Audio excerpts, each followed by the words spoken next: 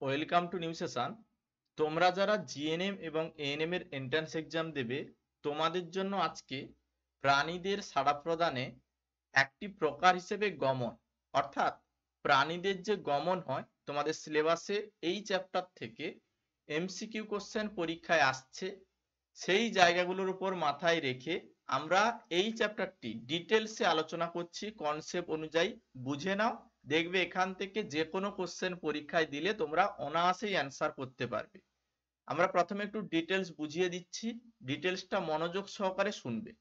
প্রাণীদের সাড়া প্রদানের একটি প্রকার হিসেবে গমন। তো আমাদের প্রথমে জানতে হবে গমন কি। গমন হচ্ছে এক স্থান থেকে অন্য স্থানে সামগ্রিক স্থান পরিবর্তন। মনে করো তুমি এক জায়গায় দাঁড়িয়েছিলে, হেঁটে গিয়ে তুমি আরেক জায়গায় গিয়ে দাঁড়ালে, এই যে তুমি হেঁটে গেলে, স্থান পরিবর্তন করলে, এটাই হচ্ছে গমন।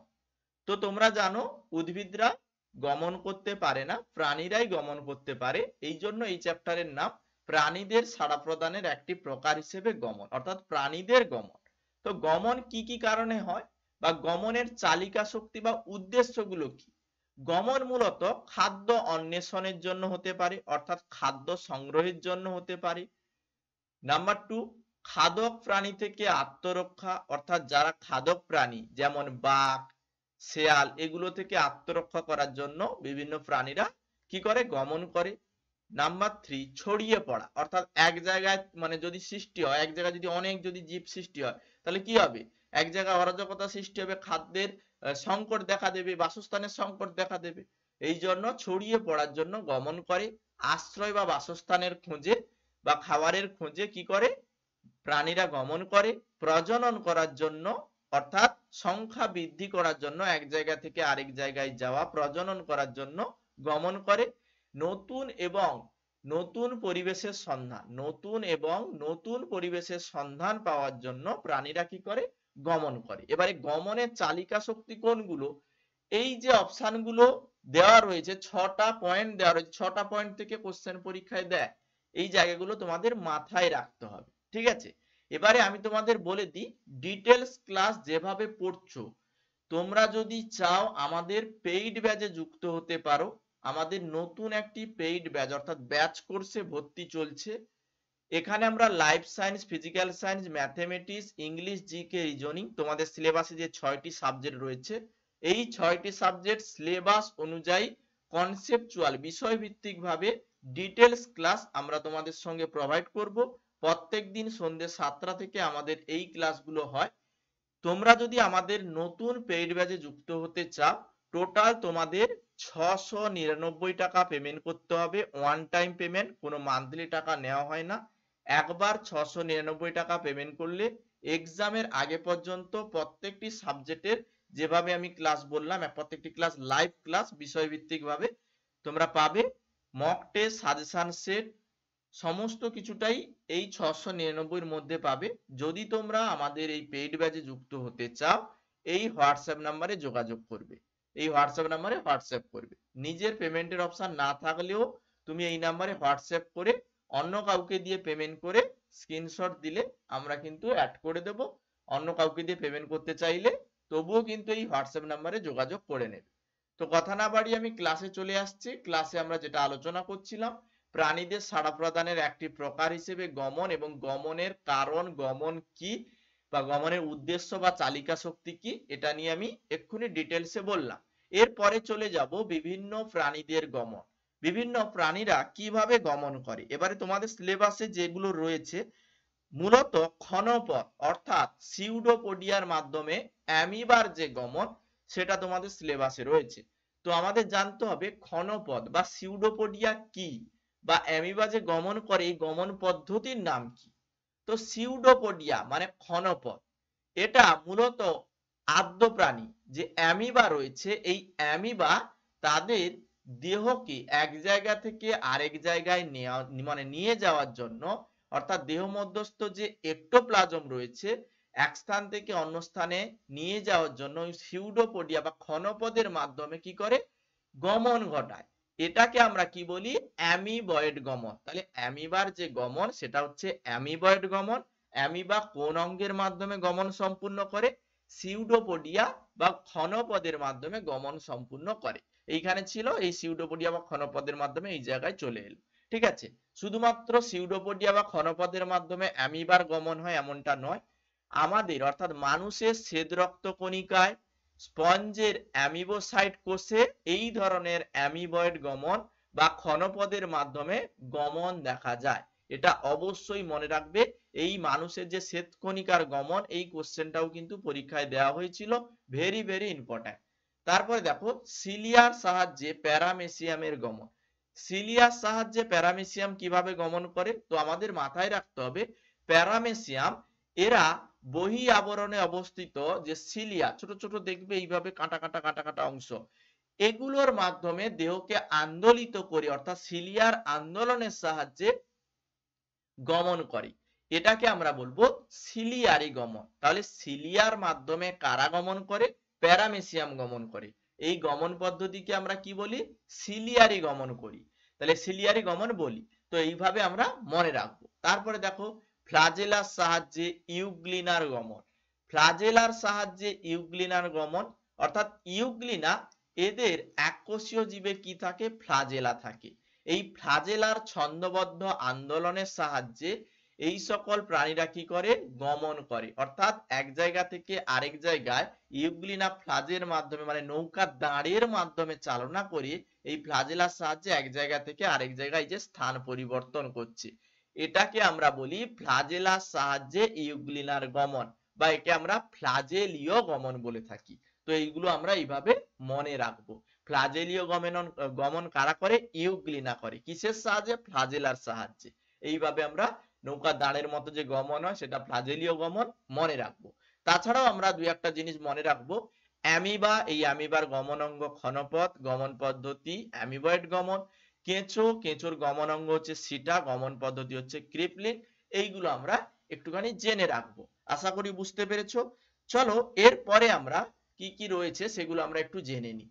তো মাছের সন্তরণ মানে মাছ কিভাবে গমন করে সেটা তোমাদের সিলেবাসে রয়েছে, সেগুলো আমরা জানবো। তো আমরা জানি মাছের টোটাল যে পাখনা, টোটাল কয় জোড়া পাখনা? 7 জোড়া পাখনা। এই 7 জোড়া পাখনা কি কি? তো আমাদের মনে রাখতে হবে মাছের এক জোড়া হচ্ছে বক্ষ পাখনা অর্থাৎ দুটি বক্ষ পাখনা। শ্রেণী পাখনা কয়টি? এক জোড়া অর্থাৎ দুটি। পৃষ্ঠ পাখনা কয়টি? একটি। পায়ু পাখনা কয়টি? একটি। পুচ্ছ পাখনা কয়টি? একটি। দেখো পৃষ্ঠ পাখনা, পুচ্ছ পাখনা, পায়ু পাখনা, শ্রেণী পাখনা, বক্ষ পাখনা আমি চিত্র সহকারে বুঝিয়েছি। তাহলে টোটাল কতগুলো? 2 4 6 7টি। তাহলে টোটাল মাছের পাখনা রয়েছে 7টি।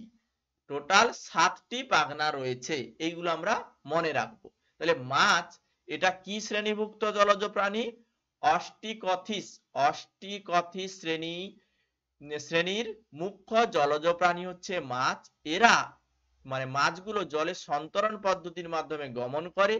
জলে সাঁতার কাটার সুবিধার জন্য দেহ মাকু আকৃতির হওয়ায় মাছ কি করে? পাখনার মাধ্যমে মেরুদণ্ডে যে মায়াটম পেশি থাকে, যেগুলো ভি আকৃতির মায়াটম পেশি, এই ভি আকৃতির মায়াটম পেশির মাধ্যমে এইভাবে মায়াটম পেশিগুলো রয়েছে, এই মায়াটম পেশির মাধ্যমে মাছ সাঁতার কাটে, সন্তরণ করে, এক জায়গা থেকে আরেক জায়গায় যায়। এইগুলোকে আমরা বলি মাছের সন্তরণ। মাছের সন্তরণ বা সাঁতার কাটার জন্য সাহায্যকারী যে অঙ্গগুলো টোটাল 7টি পাখনা। এছাড়াও আরো রয়েছে মানে মাছের যে পটকা, এই পটকা থেকে কোশ্চেন দেয়।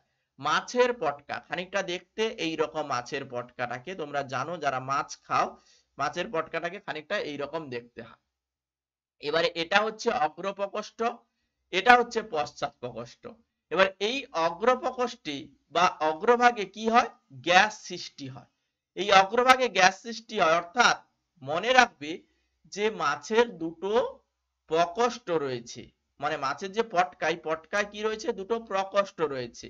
এই প্রকোষ্ঠে অগ্রপ্রকোষ্ঠ মানে যেখানে রেড গ্রন্থি রয়েছে সেটা গ্যাস সৃষ্টি করছে। আর গ্যাস সৃষ্টি করলে মাছ কি হবে? জলের উপরের দিকে ভাসতে থাকবে। মাছকে জলে ভাসতে সাহায্য করছে কে? মাছের পটকা। মাছের পটকায় অবস্থিত রেড গ্রন্থি যেটা গ্যাস সৃষ্টি করে। আর পশ্চাৎ প্রকোষ্ঠে রয়েছে রেটিয়া মিয়াবিলিয়া। এই রেটিয়া মিয়াবিলিয়া পশ্চাৎ প্রকোষ্ঠে রয়েছে, যেটা গ্যাস শোষণ করে, অর্থাৎ মাছের পটকাটাকে চুপসে দেয়, ফলে মাছ জলে ডুবতে পারে। তাহলে আমরা মনে রাখবো মাছের পটকায় দুটো গ্রন্থি রয়েছে।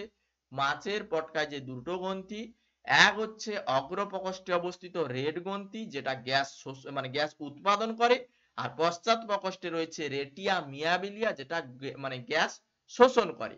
এইভাবে আমরা মনে রাখবো। এরপরে রয়েছে পাখির পেশি। পাখি, এটা হচ্ছে উড্ডয়ন পেশি থাকবে পাখির। এবারে পাখি অ্যাভিস বা হচ্ছে পক্ষী শ্রেণীভুক্ত মেরুদণ্ডী প্রাণীদের প্রকৃতির মধ্যে পড়ছে। আর এই পাখি মুখ্য খেচর শ্রেণী। তোমাদের সিলেবাসে পায়রার মানে রয়েছে, পায়রা রয়েছে। তাহলে পায়রার দেহে কতগুলো পালক রয়েছে, তাদের পেশিগুলো কি কি, কিভাবে মানে পেশিগুলো সাহায্য করছে উঠতে, এই জায়গাগুলো আমাদের জেনে রাখতে হবে। এই জায়গা থেকে প্রত্যেক বছর কোশ্চেন দিচ্ছে। তো এইখানে পায়রার দেহে টোটাল 9টি বায়ুথলি থাকে, এই জায়গা থেকে কোশ্চেন কিন্তু অলরেডি পড়ে গেছে। তো আমাদের মাথায় রাখতে হবে যে পাখির উড্ডয়ন পেশি। তো পাখির উড্ডয়ন পেশি, যেগুলো উড্ডয়ন পেশি সেগুলো কি কি, এবং পাখির যে পালক, সাহায্যকারী অঙ্গ পালক, তাহলে পালক কয়টি, সেই পালকগুলোর নাম। তো আমাদের মনে রাখতে হবে পায়রা, এখানে পায়রা বলতে এখানে পাখির কথা বলছে, পায়রা দুটি ডানার প্রান্তভাগে 23টি করে বড় পালক থাকে। তাহলে এই ডানায় কয়টি পালক থাকে? 23টি পালক থাকে। এই 23টি পালককে আমরা এক কথায় রেমিজেস বলি। তাহলে পাখির ডানায় মানে এক একটি ডানায় কয়টি করে পালক থাকে? 23টি করে পালক থাকে। একে আমরা কি বলি? একে আমরা রেমিজেস বলি। আর পাখির যে যে পুচ্ছ মানে লেজ, এই লেজে টোটাল থাকে 12টি বড় পালক। তাহলে এই 12টি বড় পালককে আমরা কি বলি? রেক্ট্রিসেস বলি। তাহলে পাখির ডানার পালককে আমরা রেমিজেস বলি, লেজের পালককে আমরা রেক্ট্রিসেস বলি। এছাড়া বিভিন্ন যে উড্ডয়ন পেশিগুলো রয়েছে, সেই উড্ডয়ন পেশিগুলো বক্ষের স্টারনাম সংলগ্ন অঞ্চলে রয়েছে। আর এই পেশিগুলো প্যাক্টোরালিস মেজর, প্যাক্টোরালিস মাইনর, কোরাকোবর্কিয়ালিস, এই যে পেশিগুলোর নাম মনে রাখতে হবে। এই জায়গা থেকে কোশ্চেন পরীক্ষায় দেবে। তাহলে কি বললাম? উড্ডয়ন পেশি, পাখির উড্ডয়ন পেশিগুলোর নাম প্যাক্টোরালিস মেজর, প্যাক্টোরালিস মাইনর, কোরাকোব্রকিয়ালিস। এগুলো অবশ্যই মনে রাখবে। আশা করি ক্লিয়ার, বুঝতে পেরেছো। এবারে মানুষের গমন। মানুষ কিভাবে গমন করে? মানুষ পায়ের মাধ্যমে গমন করে। এই জন্য আমরা বলি না যে মানুষের দ্বিপদ গমন হয়, ঠিক মানুষের দ্বিপদ গমন হয়, অর্থাৎ দুইটি পায়ের মাধ্যমে মানুষ গমন করে। শুধুমাত্র পা যে গমনে সাহায্য করে এমনটা নয়, আমাদের দুটো হাতও কিন্তু গমনের সময় সাহায্য করে। দেখবে তুমি, তোমার যদি বাম পা সামনের দিকে যায়, ডান হাতটা পেছনের দিকে চলে যায়। আবার যদি ডান পাটা যদি সামনে যায়, বাম হাতটা পেছনে চলে যায়। এই যে প্রক্রিয়াটা, এই যে দ্বিপদ গমনে সাহায্য করছে, এটা আমরা মনে রাখবো। তাছাড়া আমাদের মনে রাখতে হবে গমনের সময় লঘু মস্তিষ্ক এবং অন্তঃকর্ণে অবস্থিত অর্ধচন্দ্রাকার নালী এবং অটলিত যন্ত্র দেহের ভারসাম্য রক্ষা করে। এই জায়গা থেকে কোশ্চেন পরীক্ষায় তুলে দিয়েছে। তাহলে কি বললাম? এর আগে দিয়েছিল কোশ্চেন এই জায়গা থেকে। এই জন্য লাইন খুঁটিয়ে খুঁটিয়ে অ্যাডভান্স লাইন দেখে পড়তে হয়, ঠিক আছে? সেগুলো আমরা কিন্তু পেইড ব্যাচে পড়াচ্ছি, তুমি চাইলে পেইড ব্যাচে যুক্ত হতে পারো। গমনের সময় লঘু মস্তিষ্ক ও অন্তঃকর্ণে অবস্থিত অর্ধচন্দ্রাকার নালী ও অটলিত যন্ত্র দেহের ভারসাম্য মানে রক্ষা করে বা দেহের ভারসাম্য রক্ষা করতে সাহায্য করে। এইগুলো আমরা মনে রাখবো। তাছাড়া মেরুদণ্ডে টোটাল 33টি অস্থি রয়েছে বা কোষেরুকা রয়েছে। সার্ভিকাল বা হচ্ছে গ্রীবাদেশীয় অঞ্চলে 7টি, থোরাসিক বা বক্ষদেশীয় অঞ্চলে 12টি, লাম্বার বা কটিদেশীয় অঞ্চলে 5টি, স্যাক্রাল বা শ্রেণীদেশীয় অঞ্চলে 5টি, তারপরে যে কক্সিজিয়াল অঞ্চল এখানে রয়েছে 4টি। এগুলো কিন্তু সাধারণ 9-10 এর সিলেবাসের টেক্সট বুকে নেই, এগুলো অ্যাডভান্স লেভেলের জায়গা।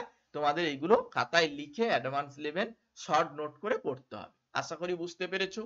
চলো এরপরে আমরা মানুষের যে অস্থি সংলগ্ন যে সন্ধিগুলো রয়েছে, যেমন এখানে সাইনোভিয়ালের অস্থি সন্ধি, এটা সম্পর্কে জানি। তো সাইনোভিয়াল অস্থি সন্ধি এটা হচ্ছে কঙ্কাল সংলগ্ন অস্থি সন্ধি। এই কঙ্কাল সংলগ্ন অস্থি সন্ধি এই সাইনোভিয়ালের অস্থিটাকে দেখতে এই রকম খানিকটা। তাহলে দুটো অস্থির সংযোগ স্থলকে আমরা কি বলি? সাইনোভিয়াল অস্থি সন্ধি। এই সাইনোভিয়াল অস্থিসন্ধির মাঝে যে তরলটা রয়েছে তাকে আমরা কি বলি? সাইনোভিয়াল তরল। তাহলে কি বললাম? সাইনোভিয়াল অস্থির মাঝখানে যে তরল রয়েছে তাকে আমরা বলবো সাইনোভিয়াল তরল। এবং সাইনোভিয়াল গহ্বরে সঞ্চিত যে লিগামেন্ট, যে অস্থিযুক্ত লিগামেন্ট যেগুলো বন্ধন আকারে দুটো অস্থিকে যুক্ত রাখছে, এই দুটো অঞ্চল, এগুলো আমরা জানবো। এবারে সাইনোভিয়াল তরলের মধ্যে কি কি থাকছে এই লাইন থেকে কোশ্চেন কিন্তু পরীক্ষায় দিয়েছে এই জায়গাটা থেকে। তো সাইনোভিয়াল তরল ঘন ফ্যাকাশে হলুদ এবং রক্তের প্লাজমা এবং লুব্রিসিন হাইলুরোনিক অ্যাসিড দিয়ে গঠিত। সাইনোভিয়াল অস্থির উদাহরণ কনুইয়ের সন্ধি, কোমরের সন্ধি, কবজা সন্ধি। এই জায়গা থেকে কোশ্চেন পরীক্ষায় দেবে, আর এই জায়গাগুলো থেকে কোশ্চেন পরীক্ষা অলরেডি দিয়েওছে। এই জন্য তোমাদের আমি বলছি একটু অ্যাডভান্স লেভেল পড়ো, ডিটেলস খুঁটিয়ে পড়ো, দেখবে পরীক্ষায় কোনো কোশ্চেন আটকাবে না। শুধু এমসিকিউ কোশ্চেন পড়তে থাকলে তাহলে কিন্তু একটু অসুবিধার মধ্যে তোমাকে পড়তে হবে। তো আমরা প্রত্যেকটি সাবজেক্টের উপরে ডিটেলস ক্লাস সঙ্গে এমসিকিউ কোশ্চেন প্র্যাকটিস করাচ্ছি। তোমরা চ্যানেলে ভিজিট করো, প্লেলিস্ট পাবে, প্লেলিস্টে প্রত্যেকটি ক্লাস পরপর সাজানো রয়েছে। আর কম সময়ে ভালো প্রিপারেশন নিতে চাইলে বা অন্যান্য স্টুডেন্ট যেভাবে আমাদের এখানে পড়ে পেইড ব্যাচে পড়ে সরকারি গভর্নমেন্ট কলেজে চান্স পায়, তুমিও পড়তে পারো, তুমিও আমাদের পেইড ব্যাচে যুক্ত হতে পারো। এই নাম্বারে হোয়াটসঅ্যাপ করে যোগাযোগ করে নিবে, ঠিক আছে? তো এখানে আমরা কি বললাম? সাইনোভিয়াল তরল ঘন ফ্যাকাশে হলুদ এবং রক্তের প্লাজমা এবং লুব্রিসিন হাইলুরোনিক অ্যাসিড দিয়ে গঠিত। সাইনোভিয়াল অস্থির উদাহরণ বা সন্ধির উদাহরণ আমি বললাম কনুইয়ের সন্ধি, কোমরের সন্ধি, কবজা সন্ধি, এইগুলো আমরা মনে রাখবো। এবারে এই জায়গায় সাইনো বা সাইনোভিয়াল তরল এটা কি করে, এর কাজ কি, কোশ্চেন এইখান থেকেও দেয়। সাইনোভিয়াল তরল কি করে? সংশ্লিষ্ট কলাকোষে পুষ্টিদ্রব্য সরবরাহ করে, অস্থি প্রান্তের ঘর্ষণজনিত ক্ষয়ে বাধা প্রদান করে, সাইনোভিয়াল ঝিল্লিতে তরল হায়ালুরান নিঃসরণের জন্য জয়েন্টগুলোর উপর চাপ কাজ করে এবং কোষের বিরুদ্ধে বাধা হিসেবে কাজ করে, জয়েন্ট স্পেসের মধ্যে বা বাইরে স্থানান্তর করতে সাহায্য করে। এই জায়গাগুলো আমরা মনে রাখবো। এবারে আমরা বিভিন্ন যে সন্ধি, এই সন্ধিগুলোর নাম মনে রাখবো। আমরা দুটো প্রকারের সন্ধি এখানে পড়বো, সচল সন্ধি, অচল সন্ধি। সচল সন্ধি মানে যে সকল সন্ধি অস্থিসন্ধি চলতে পারে তাকে আমরা সচল সন্ধি বলবো। এখানে সচল সন্ধি কোনগুলো? বল ও সকেট সন্ধি, কবজা সন্ধি, তোমাদের সিলেবাসে এটা রয়েছে। তো সচল সন্ধিগুলো কি কি একটু জানো। তো এখানে প্রথমে আমাদের দিয়েছে কবজা সন্ধি। তাহলে কবজা সন্ধি কি? এই ধরনের অস্থিসন্ধি কেবল একটি নির্দিষ্ট দিকে 180 ডিগ্রি সঞ্চালন করে, বিপরীত দিকে যেতে পারে না। যেমন আমাদের হাঁটুই এবং কনুই, হাঁটু এবং কনুই কিন্তু 180 ডিগ্রি সঞ্চালিত হতে পারে। এই জন্য এই সন্ধিটাকে আমরা কি বলি? কবজা সন্ধি। তাহলে কবজা সন্ধির উদাহরণ কি? এই জায়গা থেকে কোশ্চেন অলরেডি পরীক্ষায় দিয়েওছে, এই জায়গাটা আমরা অবশ্যই পড়বো। কবজা সন্ধির উদাহরণ বা হিঞ্জ সন্ধির উদাহরণ মাথায় রাখবে, হাঁটু এবং কনুইয়ের অস্থিসন্ধি এগুলো 180 ডিগ্রি সঞ্চালিত হতে পারে। বল ও শকের অস্থিসন্ধি, বল ও শকের অস্থিসন্ধি বলতে এই ধরনের অস্থিসন্ধি স্কন্দ সন্ধি বা স্ক্যাপুলারের সঙ্গে হিউমেরাসের সংযোগস্থল, যেমন উরুস সন্ধি, ফিমার এবং শ্রেণীচক্রের যে সন্ধি, এটা কিন্তু ফিমার এবং হচ্ছে এই যে সন্ধিটা, এটা কিন্তু এক ধরনের কি বল ও শকের অস্থিসন্ধি। তো আমাদের উদাহরণ হিসেবে মনে রাখতে হবে বল ও শকের অস্থিসন্ধির উদাহরণ আঙ্গুল, বক্ষ, মধ্যকর্ণ এবং গোড়ালিতে যে সন্ধি পাওয়া যায় সেটাকেই আমরা বলবো বল ও শকের অস্থিসন্ধি। এই জায়গাগুলো আমরা মনে রাখবো। এবারে আমরা কঙ্কাল সংলগ্ন যে পেশিগুলো রয়েছে এক এক করে আলোচনা করব। এই জায়গা থেকেও কোশ্চেন পরীক্ষায় অলরেডি দিয়েছে, কোশ্চেন এই জায়গা থেকে তুমি পাবে। নাম্বার 1, কঙ্কাল সংলগ্ন যে পেশি রয়েছে ফ্লেকশন পেশি। ফ্লেকশন পেশি দুটো অস্থি বা দুটো হাড়কে ভাঁজ করতে বা কাছাকাছি আসতে সাহায্য করে। মানে আমাদের বাইসেপস, আমাদের হাতের যে বাইসেপস রয়েছে পেশি, এই বাইসেপসের পেশি কি করে? দুটো হাড়কে এক জায়গায় আসতে সাহায্য করছে। তাহলে এটা হচ্ছে এক ধরনের ফ্লেকশন পেশি। তাছাড়া তোমাদের মনে রাখতে হবে বাইসেপসের পেশি কনুই এবং সন্ধিকে, কনুইয়ের সন্ধিকে ভাঁজ হতে সাহায্য করে। তাছাড়াও আমাদের রয়েছে হামস্ট্রিং এবং গ্যাস্ট্রোকনেমিয়াস, এই যে সন্ধিগুলো হামস্ট্রিং এবং গ্যাস্ট্রোকনেমিয়াস এইগুলো ফ্লেকশন পেশির উদাহরণ। আর এক্সটেনসর পেশি দুটো হাড় বা দুটো অস্থিকে ভাঁজ করা হাড় দূরে যেতে সাহায্য করছে। দেখো ট্রাইসেপসের পেশি আমাদের কি করছে? দুটো হাতটাকে পুরো সোজা করতে সাহায্য করছে। তাহলে এখানে আমরা মনে রাখবো যে প্রক্রিয়ায় সন্ধিস্থল প্রসারিত অর্থাৎ ভাঁজ করা অঙ্গকে দূরে সরে যেতে সাহায্য করে তাকে আমরা এক্সটেনসর পেশি বলবো। এক্সটেনসর পেশির উদাহরণ ট্রাইসেপসের পেশি। সংকুচিত হাড় মানে সংকুচিত হাত দুটো কি হয় দূরে সরে নিয়ে যেতে সাহায্য করে। এক্সটেনসর পেশির উদাহরণ ট্রাইসেপসের পেশি। ঠিক আছে, তাহলে এই বাইসেপসের পেশিটা আমাদের ফ্লেক্সর পেশি, আর বাইসেপসের পেছনে যে ট্রাইসেপসের পেশি এটা হচ্ছে এক্সটেনসর পেশি, মনে রাখবো। অ্যাবডাকশন পেশি, অ্যাডাকশন পেশি এবং রোটেশন পেশি কি, এই জায়গা থেকে কোশ্চেন পরীক্ষায় দেয়। অ্যাবডাকশন, অ্যাবডাকশন পেশি মানে যে পেশি দেহ অঙ্গ মানে আমাদের যে অঙ্গ রয়েছে কোনো অঙ্গ দেহ অক্ষ থেকে দূরে যেতে সাহায্য করছে। আমরা দুটো হাত যদি উপরের দিকে তুলি তাহলে দেহ থেকে কি করছে হাত দূরে নিয়ে যেতে সাহায্য করছে, এটা হচ্ছে অ্যাবডাকশন পেশি। উদাহরণ ডলটয়েড পেশি আমাদের হাতকে দেহ অক্ষ থেকে দূরে নিয়ে যেতে সাহায্য করে, এই জন্য একে আমরা বলি অ্যাবডাকশন পেশি। অ্যাবডাকশন পেশির উদাহরণ ডেলটয়েড পেশি। এই উদাহরণগুলো মনে রাখবে এবং কি করছে এটা অবশ্যই মনে রাখবে। তারপরে দেখো অ্যাডাকশন পেশি। অ্যাডাকশন পেশি দেহ অক্ষকে কাছে আনতে সাহায্য, দুটো হাত উপরে তুলেছিলাম নামিয়ে নিলাম, তাহলে দুটো হাত কি করলো দেহ অক্ষের কাছে এলো, তাহলে কাছে আসতে সাহায্য করে বা নিকটবর্তী আসতে সাহায্য করে দেহ অক্ষের, সেটা হচ্ছে অ্যাডাকশন পেশি। অ্যাডাকশন পেশির উদাহরণ ল্যাটিমাস ডরসি। ল্যাটিমাস ডরসি অ্যাডাকশন পেশির উদাহরণ। রোটেশন পেশি কি, রোটেশন পেশি এটা হচ্ছে দেহের কোনো অঙ্গ আবর্তন বা রোটেট করতে সাহায্য করবে, মানে আমরা পাটাকে যদি একটু ঘোরাই এদিক ওদিক তাহলে এটা রোটেট করছে ঘোরাচ্ছে, তাহলে এটাকে আমরা কি বলবো রোটেশন পেশি বলবো। তো এটা হচ্ছে রোটেশন পেশি। তাহলে আমাদের মনে রাখবো পাইরিফর্মিস পেশি ফিমারকে আবর্তিত করতে সাহায্য করে, এই পাইরিফর্মিস পেশি হচ্ছে রোটেশন পেশি। পাইরিফর্মিস পেশি রোটেশন পেশি, এইগুলো আমরা মনে রাখবো। তাহলে ডিটেলস অল ওভার যেগুলো আমি বললাম এই জায়গা থেকে এক্সাক্ট এই জায়গাগুলো থেকেই কোশ্চেন পরীক্ষায় আসে, যে আহামরি প্রচুর পড়তে হয় এই চ্যাপ্টার থেকে এমনটা নয়।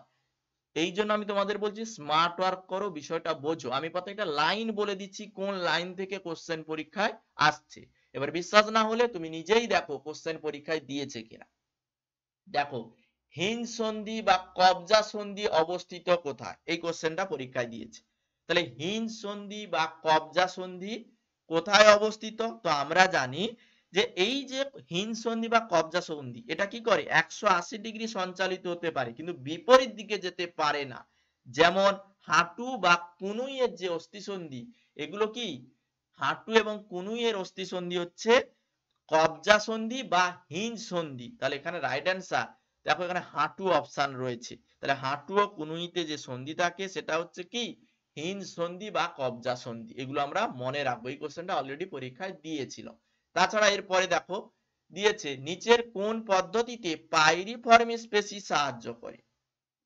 তাহলে পাইরিফর্মিস পেশি এটা আমি কি বললাম একটু আগে যে প্লাইরিফর্মিস পেশি, একটু আগে আমি তোমাদের কিন্তু বলেছি যে পাইরিফর্মিস পেশি এক ধরনের রোটেশন পেশি। পাইরিফর্মিস পেশি কি রোটেশন পেশি, কি করে এই প্রক্রিয়া অর্থাৎ পাইরিফর্মিস প্রক্রিয়ায় দেহের কোনো অঙ্গ আবর্তন বা রোটেট করতে সাহায্য করে। তাহলে পাইরিফর্মিস পেশি কি এক ধরনের রোটেশন পেশি। তাহলে এখানে দেখো পাইরিফর্মিস পেশি এক ধরনের রোটেশন পেশি, রাইট অ্যান্সার অপশন এ। তো এটা আমরা মনে রাখবো। আশা করি বুঝতে পেরেছো, এই টাইপের কোশ্চেন পরীক্ষায় দেয়।